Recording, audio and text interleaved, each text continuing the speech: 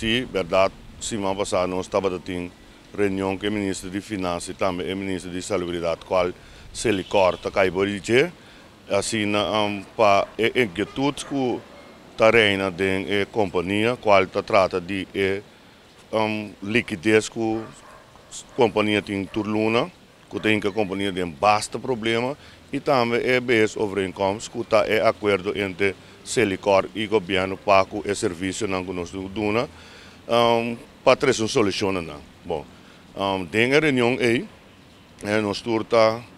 acorda que nós trazer a inteira situação dilante, tem a reunião o ministro não trazer uma solução qual está para 2022 aqui, o governo vai sorte de tomar e ordenar a coleta para mandar sempre ao governo e 35 florin que o cliente está paga para o serviço, então assim o governo está start é parte que o Selicor tem é déficit, o governo está start é montante aí. E também o sindicato BTG tem a participação em negociação de base overeenkomst. Qual é a conduzir depois da reunião que nós buyback nos achterban para participar com a reunião que combina dilante que Kiko não pensa e é membro não está satisfeito com o que aí que dizer se a preocupação está queda para que o base overeenkomst, pessoalmente base overeenkomst da garantia de cupo de trabalho e existência de companhia.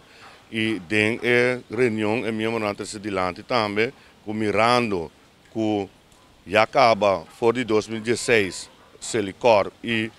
SOB assinta na mesa e há toda sorte de investigação, análise profundo riba e base overeenkomst, onde agora que o membro não toca a dar um mandato para ver se não mira dor quase interesse que isso não acaba, não me se vai abrir uma discussão de novo riba e base overeenkomst, então panang da 2 lunas está suficiente para poder chegar na base overeenkomst. Qual carta vai para o ministro não riba e posição de